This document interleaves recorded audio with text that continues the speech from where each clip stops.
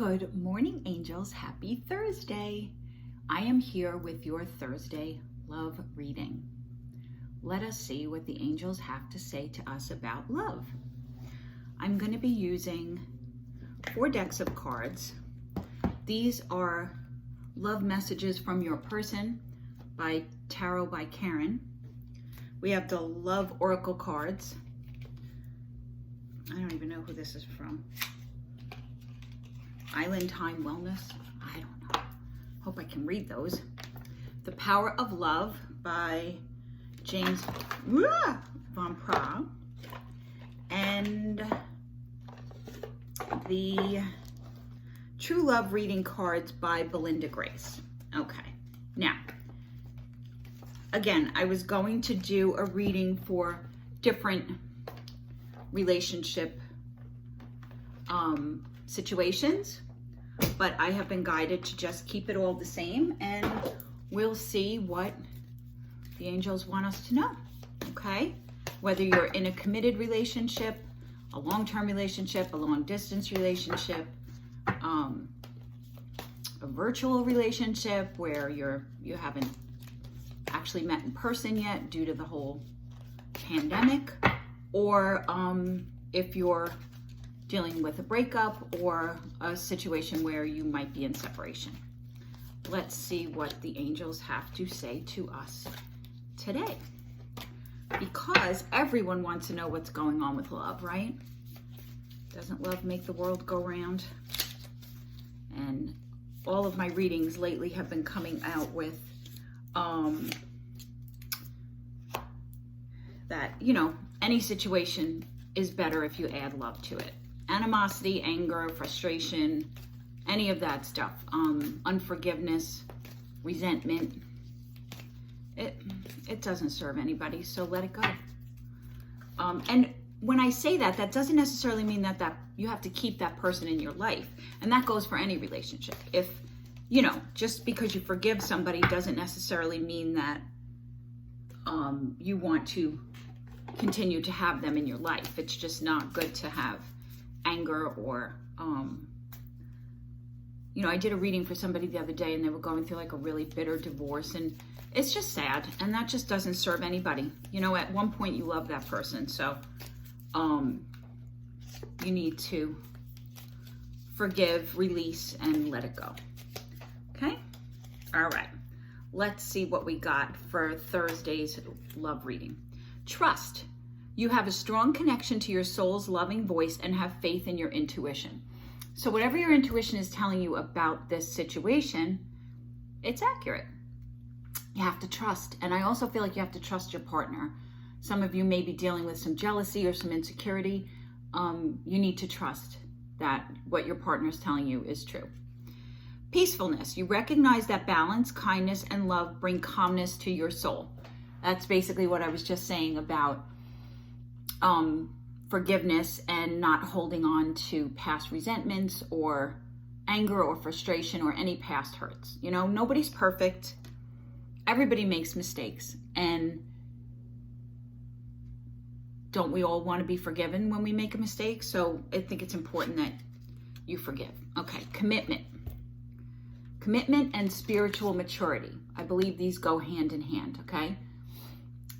If you have to make a commitment to whatever side of the coin you're falling on, whether you want to be in this relationship or you don't want to be in this relationship, you have to make a commitment. And I feel like you and your partner need to grow together spiritually. And that doesn't mean, you know, sitting on a yoga mat and, oh, namaste. Like, it doesn't mean that. It means connecting to the highest, best version of yourselves. Because when you love somebody, don't you want to bring the best version of yourself to that relationship? Don't they deserve that? Don't you deserve that from them?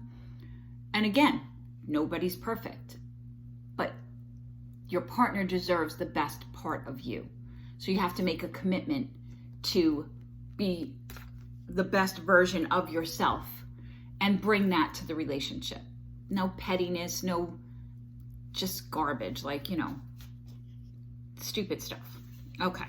Healing heart. Healing from heartbreak, freedom from toxic relationships or addiction. Okay. I feel like some of you This might go for those of you that have had a heartbreak recently, whether it be in a relationship you're still currently in, or you've had a breakup. You need to take the time to heal your heart. And hurting another person is not the way to do that. You need to go deep within yourself and decide what you need to do to heal your heart and be able to give forgiveness and move forward. Okay? And if the person that you're with is toxic, or they're struggling from addictions, only you can choose whether or not you want to still remain in that relationship. But as I said at the beginning, before I pulled the cards, even if you make a decision to move on from a relationship, you have to heal your heart, and you have to, come with forgiveness. And okay, the card Twin Flames came out. Yin Yang, Zen, balance, union, duality, coupling, complement each other. Okay? For those of you that don't know what a twin flame is, this is not for you. If you're a twin flame, you know that you're a twin flame, and you know exactly what this means, okay? And you need to relate this whole reading to that twin flame relationship. Some of you may be coming into union, but either way, you have to balance the male and feminine energy within yourself, and you have to go within and heal your heart, okay? And maybe your commitment is being tested, but only you know that. So, okay. The message from your person: I'm tired. I've been fighting a battle I can't win. Okay? Maybe the battle is within themselves. Maybe they are fighting addiction. But if this is the case and you feel that this message resonates with you, you need to support your partner and go to your higher self and try and help your partner get up that mountain with you, hand in hand, to support the battle that they feel that they're fighting. And they're tired. I'm getting they just want to come home. So they just want you to be that warm, loving, soft place to land. And if you've made the commitment to be with this person, you need to lift up with your higher self, and you need to do what needs to be done. You need to support them, okay? And then you need to trust that they will do the same for you, because that's balancing the yin and the yang, okay? It says, we were always meant to meet. It was written in the stars. I feel like this could be, again, if you're in a twin flame relationship, but any soulmate relationship, you were destined to meet. It was written in the stars. So you have to remember that. I think a lot of times we get caught up in the day-to-day garbage, the day-to-day drama of relationships and just everyday life. And we forget the magic that we had with that person when we first met them. And I think being on the spiritual path, you need to remember that. You need to remember there's a reason that brought you two together. And there's a higher purpose for your relationship. And instead of always feeling like who's right and who's wrong, it doesn't matter. At the end of the day, if you love this person and you want to be with them, then that's all that should matter, is the commitment that you have with each other, and